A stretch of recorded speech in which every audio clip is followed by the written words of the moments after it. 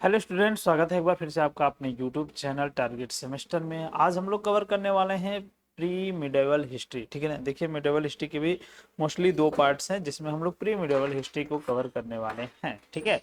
और इसमें जो है मोस्ट इम्पोर्टेंट क्वेश्चंस और मोस्ट इम्पोर्टेंट जो पॉइंट्स होंगे उसको भी हम लोग कवर करेंगे, जो कि आप लोगों का एग्जाम पैटर्न जो है ऑब्जेक्टिव है और कुछ लोगों का जो है डिस्क्रिप्टिव भी है। तो आपको परेशान होने की आवश्यकता नहीं है। दोनों फॉर्मेट में सभी के सभी क्वेश्चंस आपको बताए जाएंगे, इंपॉर्टेंट क्वेश्चंस भी बता दिए जाएंगे और इंपॉर्टेंट क्वेश्चंस किस तरीके से लिखे जाएंगे इस पर भी हम आपको वीडियो प्रोवाइड करा देंगे, ताकि आपको एग्जाम में किसी भी प्रकार का समस्या ना हो। ठीक है।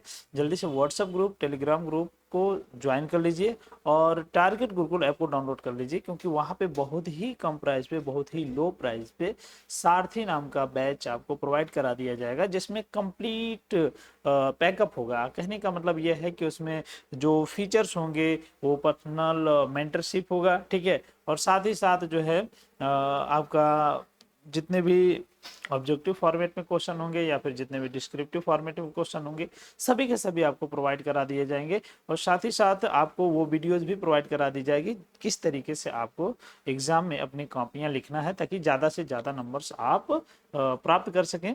और कोशिश ये भी करनी है कि सिर्फ नंबर ही ज़्यादा से ज़्यादा ना लाएं, बल्कि कॉलेज को भी टॉप कर सकें। ठीक है। तो ये बहुत बड़ी बात होती है, कॉलेज को टॉप करना। ठीक है। सारे जो भी फीचर्स अभी बताए गए हैं सबके सब साथ ही बैच में अवेलेबल है। जा करके एक बार जरूर ट्राई करें। अभी हम लोग चलेंगे, देखेंगे मिडेवल हिस्ट्री का, जो मिडेवल हिस्ट्री है। ठीक है ना। उसके अकॉर्डिंग जो संस्कृति होती है, संस्कृति होते हुए हम लोग क्या कहते हैं, कल्चर्स। कल्चर्स जो होते हैं, क्या होता है कल्चर्स, इसको थोड़ा सा हम लोग समझ लेते हैं। और कल्चर्स को समझने के बाद आगे हम लोग समझेंगे कि कल्चर्स और जो सिविलाइजेशन होता है, जो सभ्यता होती है, उसमें क्या डिफरेंस होता है। ठीक है। कल्चर और सभ्यता में क्या डिफरेंस होता है उसमें हम लोग समझेंगे। देखिए, ध्यान से समझिए। कुछ चीजें देखिए, बताने के लिए तो मैं बता सकता हूँ कि संस्कृति ये होती है, संस्कृति वो होती है, और सारी फैक्ट्स भी बता सकते हैं। सभी जो उसके मोस्ट इम्पोर्टेंट पॉइंट हैं सभी बता सकते हैं, बशर्ते पढ़ना इसलिए जरूरी हो जाता है क्योंकि आपको वो चीजें क्लियर हो पाए। ठीक है। आपको चीजें क्लियर हो पाए, वो दिखें कि अच्छा ये किस तरीके से और कहाँ से और किस कंटेंट, मतलब कंटेंट जो तैयार किया गया है किस फॉर्मेट में तैयार किया गया है। ठीक है। ये बहुत इंपॉर्टेंट होता है, जिसकी वजह से हम लोगों को आपको चूंकि आपको पीडीएफ भी प्रोवाइड कराना होता है, तो पीडीएफ प्रोवाइड करने के लिए ऑलरेडी पीडीएफ बनाई भी जाती है और आपको उसी पीडीएफ के को पढ़ाया जाता है, ताकि आपको किसी भी प्रकार की कंफ्यूजन ना हो। ठीक है। तो चलिए यहाँ पे देखिए, भारतीय संस्कृति व सभ्यता विश्व की सर्वाधिक प्राचीन एवं समृद्ध संस्कृति व सभ्यता है। इसे विश्व की सभी संस्कृतियों की जननी माना जाता है, जिन्हें की कला हो, विज्ञान हो या राजनीतिक क्षेत्र, या फिर राजनीति का क्षेत्र हो, या फिर भारतीय संस्कृति का सदैव योगदान रहता है। बात समझिए, बात समझिए। यहाँ पे देखिए, कहने का मतलब यह है, संस्कृति की जब बात आती है, संस्कृति और सभ्यता, सभ्यता जब इन दोनों की बात आती है तो बहुत लोग कंफ्यूज हो जाते हैं कि संस्कृति क्या होती है और सभ्यता क्या होती है। दोनों में डिफरेंस कर पाना बहुत मुश्किल होता है। ठीक है। तो चलिए पहले हम संस्कृति और सभ्यता पे डिफरेंस बता देते हैं, क्या संस्कृति और सभ्यता में अंतर होता है। उसके बाद आगे हम लोग संस्कृति को स्पेसिफिक तरीके से पढ़ेंगे, यानी स्पेशली संस्कृति को पढ़ेंगे, फिर जो है सभ्यता या फिर परंपरा को हम लोग पढ़ेंगे। संस्कृति क्या होती है और सभ्यता क्या होता है, देखिए ध्यान से समझिए। कोई भी एक धर्म हो, जैसे हम यहाँ पे हिंदू धर्म का उदाहरण लें, हिंदू धर्म, ठीक है ना, इसकी अपनी एक संस्कृति है, अपनी एक संस्कृति है। ठीक है। और अलग अलग, चूंकि भारत में तो कई धर्म है, तो भारत जो है कई संस्कृतियों का देश है, एक तरीके से कहें तो भारत में कई संस्कृतियां हैं। ठीक है। जो कुछ संस्कृतियां ऐसी है जो दबी कुची हैं, और कुछ संस्कृतियां ऐसी हैं जो बहुत बड़े लेवल पर डेवलप हो गई हैं। जैसे अगर हम लोग भारत में बात करें, तो भारत में बात करें हिंदू संस्कृति को, हिंदू संस्कृति जो है बहुसंख्यक लोग मानते हैं, बहुसंख्यक लोग। बहुसंख्यक का क्या मतलब है? बहुसंख्यक का मतलब है कि लगभग हिंदू, हिंदू जो धर्म को मानने वाले हैं, हिंदू संस्कृति को जो मानने वाले हैं, बहुत से लोग भारत में हैं। लगभग लगभग 90% तक जो है भारत में हिंदू धर्म को मानने वाले हैं। बाकी 10% जो है अलग अलग संस्कृति के हैं, जैसे हम लोग मान सकते हैं कि बौद्ध, बौद्ध धर्म, ठीक है, सिख, ठीक है, ईसाई, ठीक है, अन्य भी बहुत से जैसे जैन, ठीक है ना, और भी अपनी अपनी संस्कृतियों को बचा करके रखे हैं। कहीं ना कहीं उनकी जो संस्कृति है, जो संस्कृति को फॉलो करते हैं, उसमें जो कर्मकांड होते हैं उनको कहीं ना कहीं बचा करके रखे हुए हैं, ठीक है। अब हम आपको ये बताते हैं कि संस्कृति और सभ्यता में अंतर क्या होता है। देखिए, ये जो संस्कृति है और ये जो सभ्यता है, दोनों में सिर्फ एक चीज का डिफरेंस है। वो डिफरेंस ये है कि संस्कृति छोटे लेवल पर होती है, छोटे लेवल पर होती है, और यही संस्कृति जब आपने आसपास में डेवलप होने वाली जितनी संस्कृतियां होती हैं उनको पीछे छोड़ते हुए बहुत बड़े लेवल पे डेवलप हो जाती है, बहुत बड़े लेवल पे इसका विकास हो जाता है, तो यही संस्कृति जो है क्या बन जाती है, सभ्यता बन जाती है। यही संस्कृति क्या हो जाती है, सभ्यता बन जाती है। बात आपको समझ में आ गई होगी। यही संस्कृतियां जो है क्या हो जाती है, सभ्यता बन जाती है। क्लियर है? तो ये संस्कृति है और संस्कृति और सभ्यता में यही डिफरेंस है, यही अंतर, ठीक है।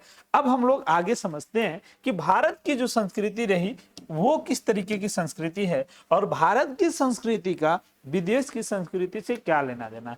जैसे आपने नाम सुना होगा, कभी ना कभी तो सुना होगा, इंडस वैली सिविलाइजेशन, ठीक है ना, सिंधु घाटी सभ्यता। सिंधु घाटी सभ्यता बेसिकली एक भारतीय संस्कृति थी, ठीक है।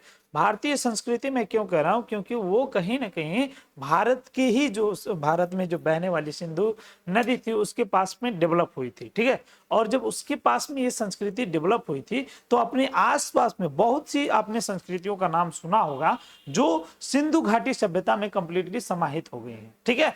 जब हम लोग पढ़ेंगे एशियंट हिस्ट्री, क्या पढ़ेंगे, एशियंट हिस्ट्री, अभी तो मिडिवल हिस्ट्री पढ़ रहे, प्री मिडिवल है, ठीक है। तो जब हम लोग एशियंट हिस्ट्री पढ़ेंगे तो एशियंट हिस्ट्री में हम लोग देखेंगे कि जो सिंधु घाटी सभ्यता वो तो डेवलप हुई थी, अपने आप में छोटी छोटी संस्कृतियां भी उसी टाइम डेवलप हुई थी, लेकिन सिंधु घाटी सभ्यता को ही क्यों वैल्यू दिया गया, क्योंकि वो बहुत बड़े लेवल पे डेवलप हो गई थी। तो जो सिंधु घाटी की संस्कृति थी बहुत बड़े लेवल पे कब्जा कर ली थी, बहुत बड़े लेवल पे विकास उसका हो गया था, इसीलिए वो सभ्यता बन गई, ठीक है।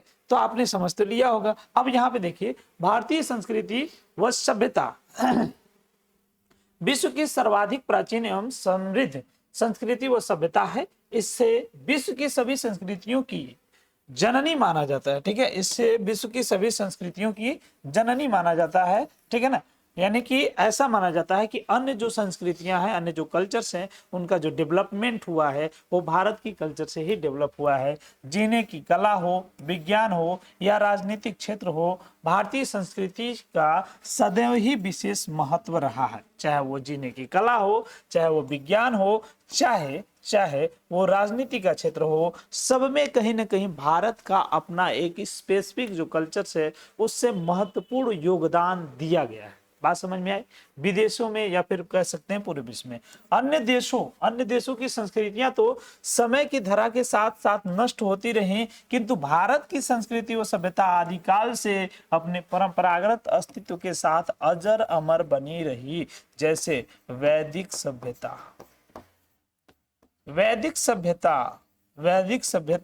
ये अपने आप में एक संस्कृति थी, और ये जो संस्कृति थी वैदिक संस्कृति उस समय सभ्यता बनी, और ये वैदिक सभ्यता कहीं ना कहीं आज भारत में हिंदू धर्म के नाम से या फिर हिंदू सभ्यता के नाम से आज भी ये जीवित है, आज भी ये अजर अमर है। और विदेशों में बहुत सी संस्कृतियां डेवलप हुई, लेकिन समय के साथ उनका एक तरीके से कहें तो डिजॉल्व होती गई, समाप्त होती गई। बात समझ में?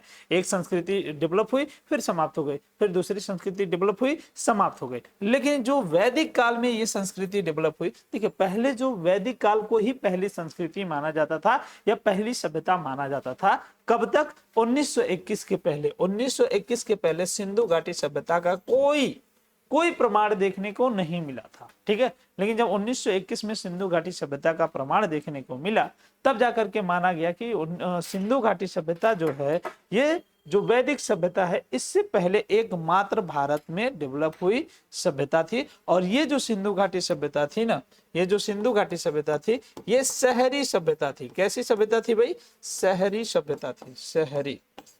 शहरी सभ्यता थे। बात समझ में आ गई।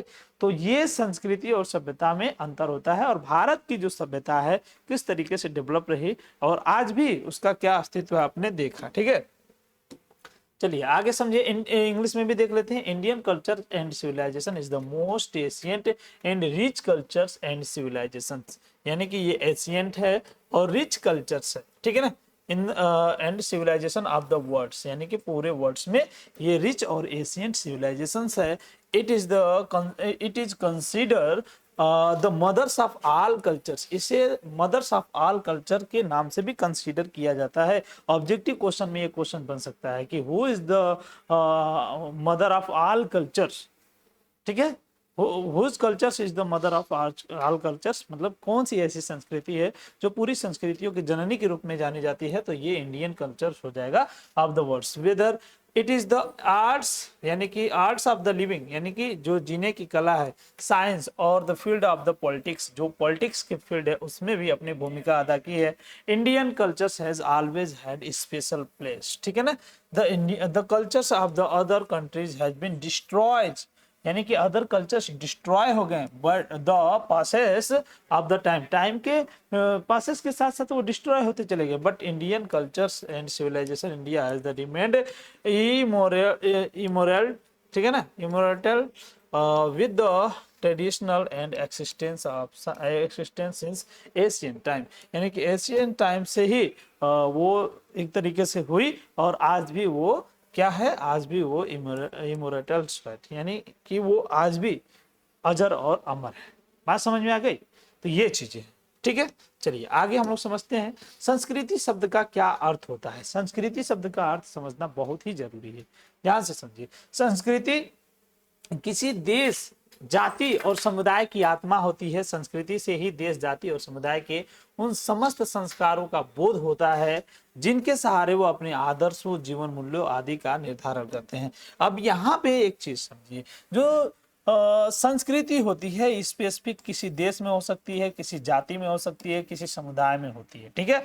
और इन समुदायों की आत्मा होती है। जैसे समुदाय की बात हम लोग करें, अगर किसी देश की बात करें तो भारत की संस्कृति, और वहीं समुदाय की बात करें तो अलग अलग समुदाय होते हैं। जैसे मान के चलते हैं कि बौद्ध, ठीक है, और भी जैसे कुछ जनजातीय समुदाय होती हैं, जनजातीय समुदाय, ठीक है ना, जनजातीय समुदाय, तो उनका भी अपना अलग अलग कल्चर्स होगा, उनका भी अपना अलग अलग कल्चर्स होगा, ठीक है ना, अलग अलग प्रकार की संस्कृति होगी। तो ये संस्कृति जो होती है, ये संस्कृति बेसिकली क्या होती है, soil of countries and soil of कह सकते हैं कि कास्ट, सोयल ऑफ कम्युनिटीज, ठीक है ना, यानी कि किसी भी देश की आत्मा होती है। आत्मा कहने का मतलब क्या है कि आप किसी भी संस्कृति या फिर किसी भी सभ्यता से हट के नहीं रह सकते हैं। अगर आप संस्कृति और सभ्यता से हट करके रहते हैं तो एक व्यक्ति है, उन्होंने कहा है कि आप अगर अपने समाज से हट करके रहते हैं, संस्कृति से, सभ्यता से हट करके रहते हैं, तो या तो आप देवता हैं या तो कोई राक्षस, ठीक है ना, या तो आप कोई देवता है या तो कोई राक्षस है, ठीक है। तो ये पॉइंट्स आपको जानना बहुत जरूरी है कि आप किसी भी संस्कृति से हट करके नहीं रह सकते हैं। कहीं ना कहीं आप किसी न किसी संस्कृति को महत्व देते होंगे। Culture is the source of all rituals of a country's caste communities with the help of which determines its ideals, life value etc, ठीक है ना। यानी कि ये क्या करता है, जो सहारे देते हैं जीने के लिए, ये जीने के लिए सहारा प्रदान करता है, हेल्प करता है, ठीक है ना, अपने आदर्शों, जीवन और मूल्य, यानी जितने भी प्रकार की अलग अलग प्रकार की जो कैटेगरीज होती हैं, जो कास्ट होते हैं, कहीं ना कहीं उनका समस्त संस्कारों का बोध होता है। जैसे अगर हम लोग भारतीय संस्कृति की बात करें, भारतीय संस्कृति में बेसिकली हिंदू धर्म की बात करें तो उसमें 16 संस्कार की बात की गई है। यानी कि जब से आपका जन्म होता है और जन्म से लेकर के मृत्यु तक आपके पूरे जीवन में 16 संस्कार कंप्लीट होने चाहिए। ये एग्जाम में क्वेश्चंस बनता है, ऑब्जेक्टिव क्वेश्चंस, ये भी आपको याद रखना, ठीक है। अतः संस्कृति का साधारण अर्थ होता है संस्कार, सुधार, परिष्कार, शुद्धि, सजावट एक्सेट्रा, बहुत कुछ। मतलब जो हमें रहने की कला सिखाए, जीने की कला सिखाए, विज्ञान में हम किस तरीके से अपनी भूमिका निभा सकते हैं ये बताए, राजनीति में किस तरीके से भूमिका निभा सकते हैं ये बताए। इसे ही तो हम लोग क्या कहते हैं, इसे ही तो हम लोग कहते हैं संस्कृति। बेसिकली देखिए हमारे संस्कारों की बात करता है, हम गलत रास्ते पर न जाएं उसके सुधारों की बात करता है, परिष्कार की बात करता है, शुद्धि की बात करता है, सजावट की बात करता है। कहीं ना कहीं लोगों के कपड़े से पहचान आ जाती है कि ये किस संस्कृति से बिलोंग करते हैं। भारत में ही देखें तो कहीं ना कहीं अलग अलग प्रकार की कम्युनिटीज है जिनकी अपनी स्पेशल जो कल्चर्स होते हैं उसको वो लोग फॉलो करते हैं, ठीक है ना। तो ये भी पॉइंट्स आपको याद रखने हैं। जैसे राजस्थान में चले जाएंगे तो वहां का वेशभूषा अलग है, गुजरात में चले जाएंगे वहां का वेशभूषा अलग है, महाराष्ट्र में चले जाएंगे, दक्षिण भारत में चले जाएंगे वहां सभी की वेशभूषा अलग है, ठीक है। ये पॉइंट्स, ठीक है। आगे देखिए इंग्लिश में भी देख लीजिए, therefore the simple meanings of the cultures is cultures improvement, refinements and purifications, decorations, ठीक है। तो ये चीजें हैं, ठीक है। ये सभी पॉइंट्स आप हिंदी और इंग्लिश दोनों में याद रख सकते हैं। आगे चलिए हम लोग थोड़ा सा संस्कृति की पहचान कर लेते हैं कि संस्कृति की पहचान बेसिकली होती क्या, ठीक है। ध्यान से समझिए। भारत का इतिहास अति प्राचीनतम सभ्यताओं में से एक है। प्राचीन काल में विश्व गुरु की भूमिका वाला भारत अपने आप में संस्कृति विरासत भी समाये हुए है। संस्कृति का अर्थ है उत्तम या सुधरी हुई स्थिति। बुद्धि के प्रयोग से अपने चारों ओर की प्राकृतिक परिस्थिति को निरंतर सुधारता है और उन्नत करता है। ऐसे प्रत्येक जीवन पद्धति, रीति रिवाज, रहन सहन, आचार विचार, जीवन अनुसंधान और आविष्कार से मनुष्य सभ्य बन जाता है। सभ्यता संस्कृति का ही अंग है। सभ्यता संस्कृति का ही अंग है, शुरू में ही हमने बताया। अब ध्यान से समझिए, ध्यान से समझिए। कहने का मतलब क्या है कि भारत का जो इतिहास रहा है प्राचीनतम सभ्यताओं में से एक है। ये पॉइंट्स आपको याद रखना है। अब उस समय की बात कर रहा है जब भारत विश्व गुरु की भूमिका निभा रहा था। एक समय में भारत को सोने की चिड़िया भी बोली जाती थी, ठीक है। उसी समय भारत विश्व गुरु भी हुआ करता था। अब एक चीज और देखिए, ये अपने आप में बेसिकली उन सभी चीजों को समाहित किए हुए है, उन सभी संस्कारों को, उन सभी विचारों को, रहने की जो कला है, घूमने की कला है, खाने पीने की कला है, एक दूसरे से जो संबंध बनते हैं उसको निभाने की कला है, इन सभी कलाओं को हम संस्कृति में रख सकते हैं। यहाँ पे देखिए संस्कृति का अर्थ है उत्तम और सुधरी हुई स्थिति या फिर उत्तम और सुधरी हुई व्यवस्था। तो भारत की व्यवस्था कुछ इस प्रकार से थी, बहुत ही दयालुता भरी भारत में व्यवस्था थी। भारत में तो ऐसी ऐसी व्यवस्था थी कि अगर एक व्यक्ति युद्ध करते या गिर जाता था तो उसके ऊपर कोई वार नहीं करता था, ठीक है। तो ये भारत में व्यवस्था थी, ये भारत की अपनी कल्चर्स थी, ठीक है। तो ये पॉइंट्स भी आपको याद रखना है। और बुद्धि के प्रयोग से अपने चारों ओर की जितने भी प्राकृतिक परिस्थितियां हैं उसमें निरंतर सुधार करता रहता है। आसपास की चीजों को देखता है, सिस्टमैटिक ढंग से उसे फॉलो करता है, सिस्टमैटिक ढंग से उसे रखता है। ये संस्कृति के अंतर्गत आ जाता है, ठीक है। ऐसी प्रत्येक जीवन पद्धति, रीति रिवाज, रहन सहन, आचार विचार, जो कुछ भी होता है, अनुसंधान, जीवन अनुसंधान और इसका आविष्कार तक भी भारत की अपनी अलग एक पहचान रही है और उस संस्कृति को फॉलो करता है। भारत में तो कई संस्कृतियां डेवलप हुई हैं, ठीक है, लेकिन सभ्यता के चरण पे पहुंचा है तो कौन? हिंदू जो धर्म है ये सभ्यता पे पहुंचा है। जो मतलब बहुत ही संस्कृतियां डेवलप तो हुई लेकिन सभ्यता के लेवल पे जो पहुंचा वो हिंदू धर्म जो है पहुंचा, ठीक है। इतिहास में जब हम लोग पढ़ेंगे, बाय द वे, अगर कभी कंडीशंस ऐसा हो कि ये सिविलाइजेशन भी खत्म हो जाए इन फ्यूचर, तो भारत में जब हम लोग पढ़ेंगे तो जरूरी नहीं है कि हो सकता है तब तक अगर हिंदू नाम कहीं से मिल जाए तो अच्छी बात है, अदरवाइज यहाँ के नाम से या फिर कोई स्पेशल नाम रख दिया जाएगा कि यहाँ पे इस प्रकार का कल्चर्स है और इसमें इस तरीके के ये व्यवस्था, जैसे हमारे यहाँ जो भी शादी विवाह में कल्चर्स फॉलो किए जाते हैं, जो भी जो कर्मकांड होते हैं उसको जो फॉलो किए जाते हैं, तो ऐसा माना जाता है कि ये चीज़ें वहाँ पे रही थी और ये चीज़ें यहाँ पे होनी चाहिए। तो ऐसा माना जाएगा कि ये उसी सभ्यता से या फिर उसी कल्चर से, उसी संस्कृति से बिलोंग करता है। बात समझ में आ गई, ठीक है। चलिए इंग्लिश में भी देख लेते हैं। The history of India is one of the most ancient civilizations. बहुत ही पुराना सिविलाइजेशंस है, ठीक है। लगभग आज से जो है 1500 वर्ष बीसी की बात करें हम लोग, बीसी की मतलब 1500 वर्ष बीसी की बात करें, बीसी मतलब जब यीशु का जन्म होता है, बेसिकली क्या होता है 2024 में हम लोग अभी जी रहे हैं, ठीक है, 2000 पीछे चले जाइए, उसके बाद फिर 1500 पीछे चले जाइए, लगभग 3500 के आसपास में, 3500 के आसपास में इस समय जो एशियन टाइम था, इस समय जो ह्यूमन कल्चर्स था, जो मानव संस्कृति थी, उसका डेवलपमेंट हुआ था। और उसी के साथ साथ एक और कल्चर्स डेवलप हुआ जिसे हम लोग वैदिक संस्कृति कहते हैं। और वैदिक संस्कृति आज जो है सभ्यता के रूप में, हिंदू धर्म केवल नाम चेंज हो गया है, आज भी वही सभ्यता हमारे यहाँ डेवलप है, भारत में डेवलप है, 90% लोग वहाँ उसे फॉलो करते हैं, ठीक है ना। तो मोस्ट एशियंट सिविलाइजेशन था India which has been the world's guru since Asian time, ठीक है। Also has the cultural heritage in itself, ठीक है ना। यानी कि उस समय अपने अंदर जो कल्चरल हेरिटेज है, यानी कि विरासत को समाहित करते हुए भारत एक विश्व गुरु के रूप में कार्य करता था, एक विश्व गुरु के रूप में था, ठीक है। कल्चर्स मीन्स गुड और इम्प्रूवमेंट कंडीशंस, गुड और improvement conditions with the use of the intelligence, यानी कि बुद्धिमत्ता जो क्षेत्र है, इंटेलिजेंस के क्षेत्र में person continuously improve the natural condition, जो नेचुरल कंडीशंस होते हैं उनमें भी इम्प्रूव होता है around him with the every such is way life custom, life style, conduct, thought, life research, innovation and becomes the civilized, ठीक है ना।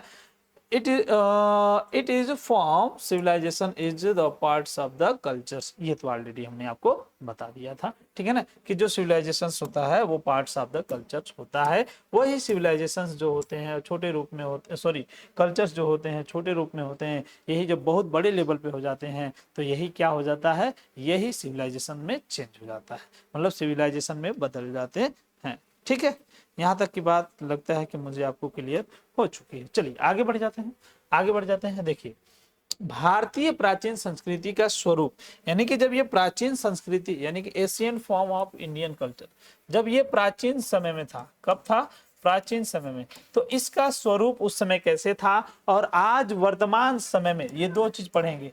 आज वर्तमान समय में भारत का जो कल्चर है, जो संस्कृति है, उसका स्वरूप किस तरीके से आज किस फॉर्म में है और उस टाइम किस फॉर्म में हुआ करता था, ठीक है। तो एक एशियन टाइम और अभी प्रेजेंट टाइम, ये दो टाइम्स हैं और दोनों टाइम्स में हम लोग देखेंगे कि जो इंडियन कल्चर है वो किस तरीके से था और आज वर्तमान समय में इंडियन कल्चर किस फॉर्म में है, ठीक है। चलिए ध्यान से समझिए यहाँ पे देखिए, कह रहा कि भारतीय, सबसे पहले तो जानिए कि भारतीय जो संस्कृति है, इंडियन जो कल्चर्स है, अपने आप में बहुत बड़ा कल्चर्स है, एशियन कल्चर्स है। और इसके बारे में क्या ही बात किया जाए, सिंधु घाटी सभ्यता जैसे कल्चर्स है, उसके बाद जो वैदिक सभ्यता डेवलप हुई आज भी वो विद्यमान है, ठीक है। तो भारतीय संस्कृति विश्व की प्राचीनतम संस्कृतियों में से एक है। यह माना जाता है कि भारतीय संस्कृति यूनान, रोम, मिस्र, सुमेर और चीन की संस्कृतियों के समान ही प्राचीन है। कई भारतीय विद्वान तो संस्कृति को विश्व की सर्वाधिक प्राचीन संस्कृति भी बताते हैं।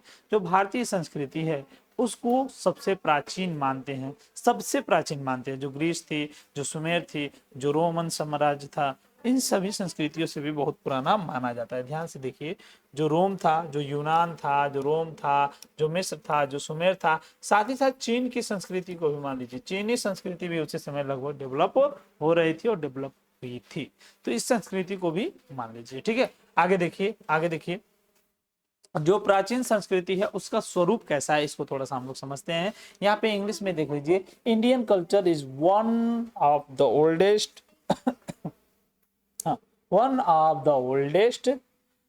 culturals या फिर cultures in the world. It believed that Indian culture is an ancient as the cultures of Greek, Rome, Egypt and Sumer and China, ठीक है। चाइना को भूल गए थे क्या, हाँ देखिए चीन भी है, हमने ध्यान नहीं दिया, ठीक है। और many Indian scholars consider the this cultures to be the oldest culture in the world, यानी कि पूरा ही अगर देखा जाए सभी कल्चर्स को साथ मिलाया जाए तो सभी कल्चर्स में लगभग सबसे पुरानी संस्कृति भारत को मानी जाती है। ऐसा कंडीशंस देखने को मिला है बाई स्कॉलर्स, जो स्कॉलर्स होते हैं वो ऐसा मानते हैं, ठीक है। चलिए आगे देखते हैं। सबसे पहला इसके फीचर्स, अच्छा फीचर्स की यहाँ पे बात करेंगे। फीचर्स का मतलब कि उसकी विशेषता क्या थी। तो सबसे पहली विशेषता थी वसुधैव कुटुंबकम। वसुधैव कुटुंबकम, वसुधैव कुटुंबकम क्या होता है, इसको हम लोग समझते हैं थोड़ा सा। भारतीय संस्कृति का सर्वाधिक व्यवस्थित रूप हमें सर्वप्रथम वैदिक युग से ही प्राप्त होता है। वैदिक जो कल्चर्स है वहीं से प्राप्त होता है, ठीक है ना। वेद विश्व के प्राचीनतम ग्रंथ, वेद विश्व के प्राचीनतम ग्रंथ माने जाते हैं। प्रारंभ से ही भारतीय संस्कृति को अत्यंत उदात्त, समन्वयवादी, सशक्त और जीवंत रही है, जिनमें जीवन के प्रति वैज्ञानिक दृष्टिकोण तथा आध्यात्मिक प्रवृत्ति, देखिए दोनों का अद्भुत समन्वय पाया जाता है। यानी कि वैज्ञानिकता, ठीक है ना, देखिए वैज्ञानिकता, वैज्ञानिकता और आध्यात्मिकता, आध्यात्मिकता, आध्यात्मिकता, आध्यात्मिकता यहीं पे है, ठीक है, एक मिनट रुकिए, या फिर अध्यात्म ही लिख देते हैं, आध्यात्मिकता, ठीक है, आध्यात्मिकता।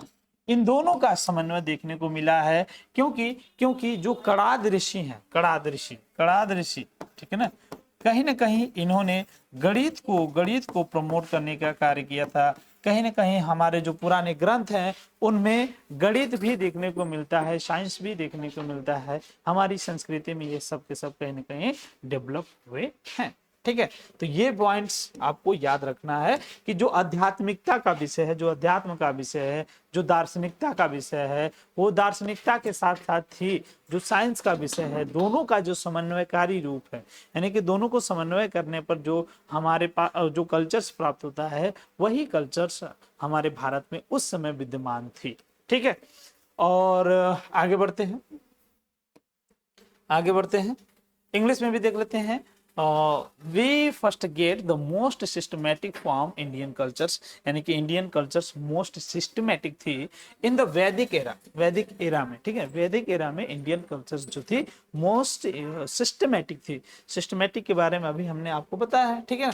The Vedas are the considered to be the oldest scriptures and of the world, ठीक है।